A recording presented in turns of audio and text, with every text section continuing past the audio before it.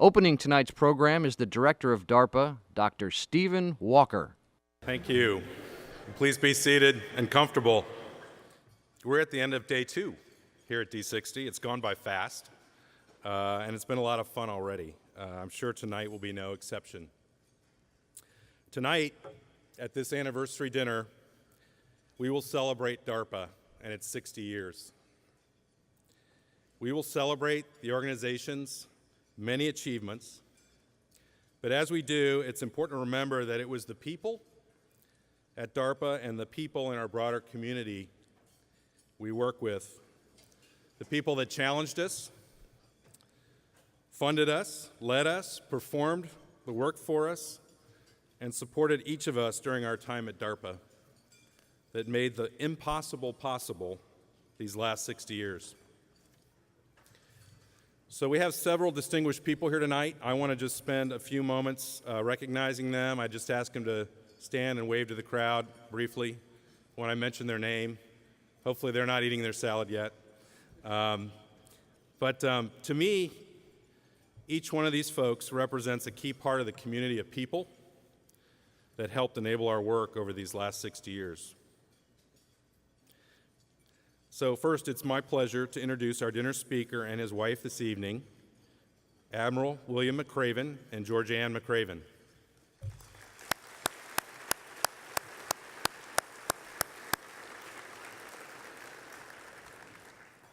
Admiral McRaven has a long and distinguished career as a Navy SEAL, culminating in his appointment as the commander of SOCOM.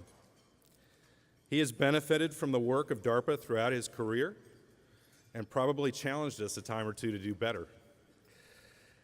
Tonight, for me, Admiral McRaven is here representing all the men and women we call the U.S. warfighter, the best warfighter in the world, and our ultimate customer. You, sir, and the people you represent here tonight are why we DARPA people wake up every morning, make our beds before leaving the house, and then run to work with our hair on fire to develop breakthrough technologies and capabilities for our U.S. and allied warfighter. So thank you for being here.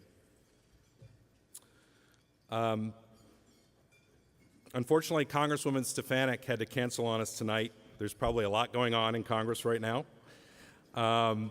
She was to be here, and I really wanted to just thank her for representing tonight for us, the American people, who put our trust in DARPA every day to invent the future first before our adversaries do. Next, I'd like to introduce my boss, the Honorable Michael Griffin, Undersecretary of Defense for Research and Engineering.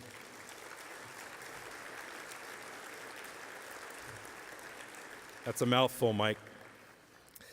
It's a real treat for me to get to work directly for Mike in this job. I consider Mike a friend. He's a fellow aerospace engineer and an incredibly smart and dedicated public servant. I'd also like to introduce Dr. Lisa Porter. Lisa.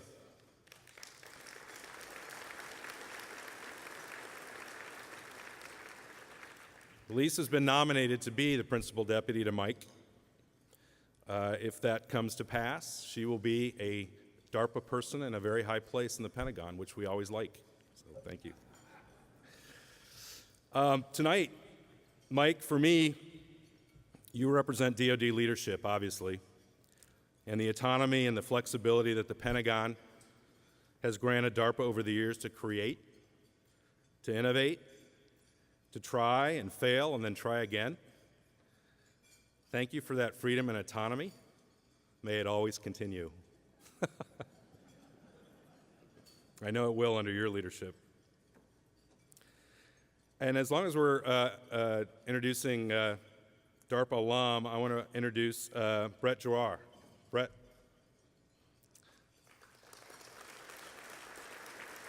Brett and his wife Jill are here, and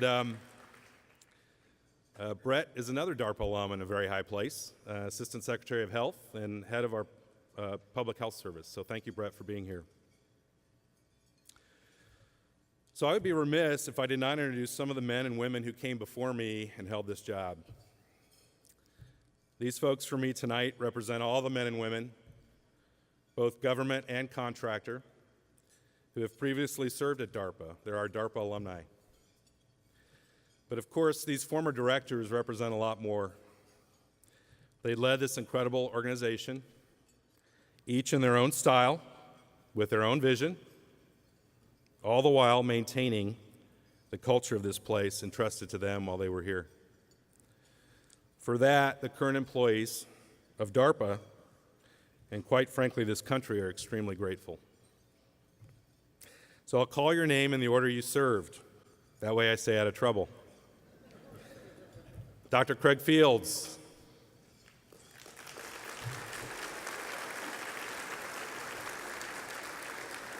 Dr. Frank Fernandez.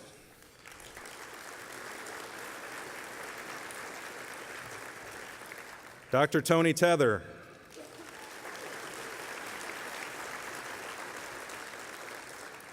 Dr. Regina Dugan.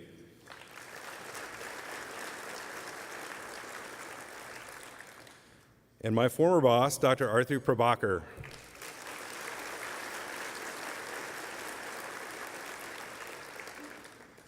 Thank you all for being here.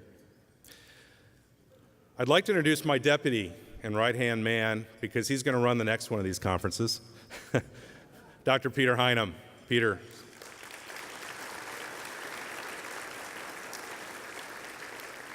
So tonight, for me, Peter represents all those who currently serve at DARPA, our program managers, our support folks, both government and contractor. I'm proud of the DARPA team we have here today. We're making a real difference together for the country. I get to see your dedication and your sense of purpose. I get to see it every day because you bring it to work with you. Thank you for that privilege. Thank you for the privilege it is to lead you, or at least the privilege it is to try and lead you. I'm not sure anyone can lead the smartest people on the planet, but I'm trying. There's one more very important part of our community here tonight I want to address. And this community really is unrepresented by a VIP here close to the stage, although there are several of you I could point out. But that's our performer base. Those are the folks who probably make up the majority in this room.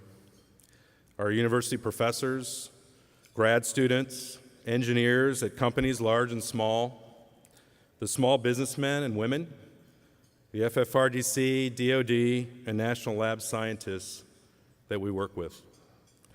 These are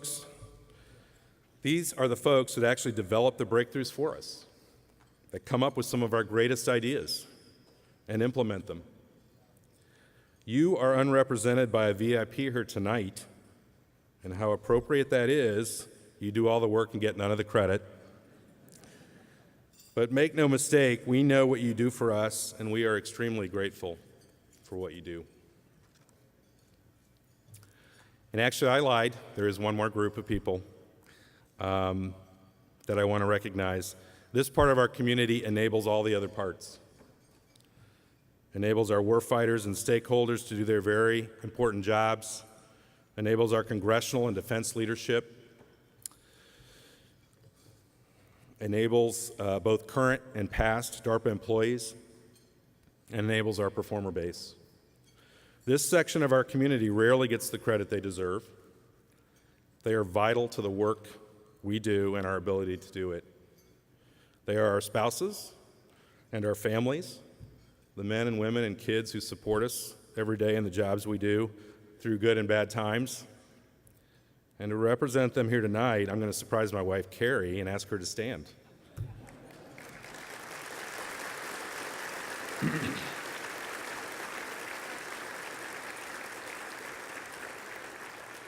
I'm sure I'm going to pay for that. So as I reflect on DARPA tonight, I believe DARPA is much more than people in the building or the building at 675 North Randolph Street. DARPA is you, all the people I just described, the U.S. and allied warfighter, our congressional and Pentagon leadership, alumni, current employees, and our performer base, and the families that support all of us. I am thrilled and at the same time in awe of how this community has worked together to keep DARPA the place that it is over 6 decades. Different people, different communities, but the same DARPA. Tonight, we will see a brief film in just a few minutes about how DARPA has long served as an innovation engine in this country, attending to some of the most pressing and vexing national security issues over 60 years.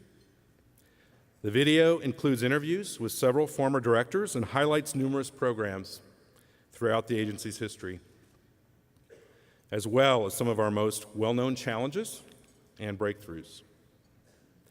That hard work at the extreme frontiers of physics, chemistry, biology, mathematics, materials science, electronics, and engineering has ensured that the United States, for the foreseeable future, will be the source and not the target of technological surprise. So after the film, dinner will be served, and then after dinner, we'll hear from Admiral Bill McRaven. Thank you and enjoy the film.